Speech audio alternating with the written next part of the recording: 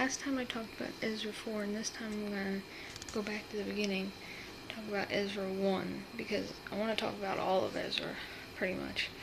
But I'm going to start at the beginning and go through, just skip over 4, but just pretty much go straight through.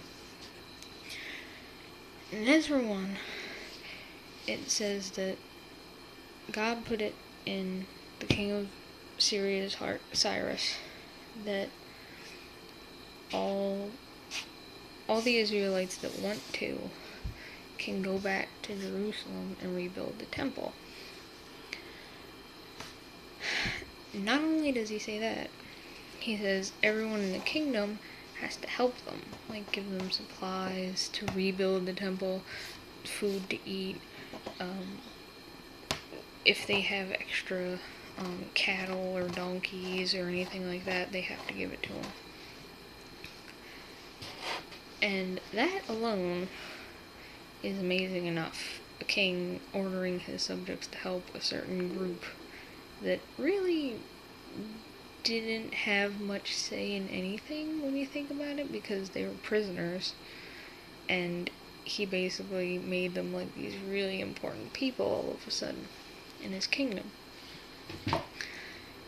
And not only that, but he said if people wanted to give more, they were strongly encouraged to do that. So they ended up getting a lot of stuff, like a lot of help, all kinds of stuff.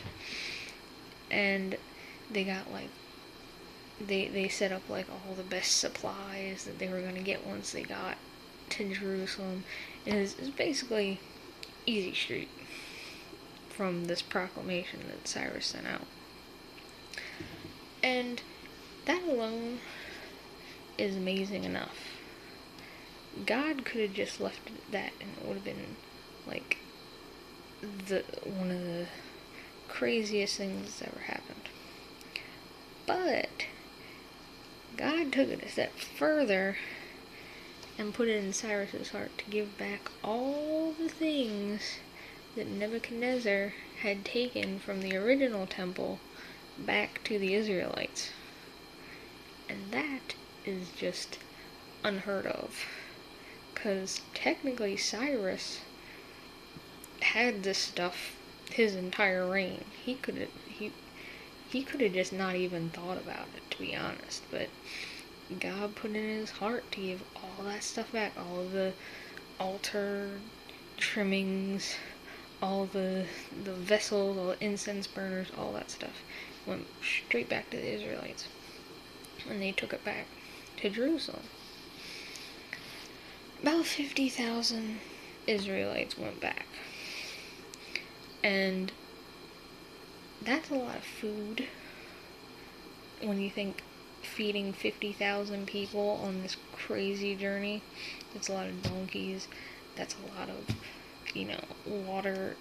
There's a lot of stuff you need to move that many people. But they did it with relative ease. It was amazing. And their neighbors gave generously. And that's only God, because back in the day, if you had something, you weren't really gonna share it. Even if you were like super, super rich, you usually tried to keep it in your family. But God made everyone so generous, and they just made it there really, really easily. And we need to apply these kinds of things to our own life, because a lot of times we don't think to do things or try for things because we think, oh, that'll never happen. Like, there's no way this person is going to say yes to this. But this story shows God can make anybody do anything. Like, even in the story of Moses, when Pharaoh said no to Moses, it said that God hardened his heart against Moses. God made it so that Pharaoh said no, just so he could show his power. I mean, it wasn't like it was kind of Pharaoh's choice, but God influenced it a lot. And God influences everyone whether they know it or not. Like, sometimes if you ask someone something, like if you ask someone for something like a raise or whatever, you might not deserve it, but they might say yes. And they won't even be able to explain why. It'll just be like, oh, well, if you ask them, hey, why'd you give this person a raise? And they'll have nothing to say because they don't know why, and that's God.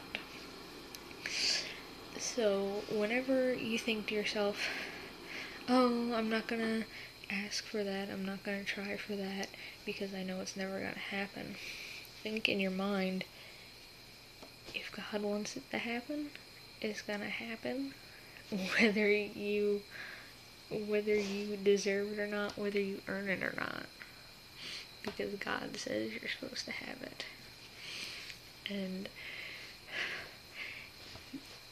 God is just amazing like that. He always makes sure you have what you need, and every once in a while he'll give you what you want, even if it's not what you really need. So just don't let the fear of someone saying no stop you from asking, because God will make them say yes if they're supposed to. And I mean, I know in this story they didn't really have to ask to return to Jerusalem, and Cyrus just did it. And that will happen to you sometimes. Don't think it won't. But it's a lot easier for someone to do something for you if they know what you need to be done. You understand? If they know you need a raise, it's easier for them to give it to you. If they know you need a car, it's easier for them to give it to you if they know you need it. So, just keep that in mind, and, keep hope that everything will turn out in your favor. Because as long as you do what God wants you to do, he'll make sure people take care of you. And he'll make sure that things go your way enough that you won't lose your hope. Just always keep a positive attitude and spread it to others, really, because then they'll have that hope for a better tomorrow. So, yeah. That's Ezra 1.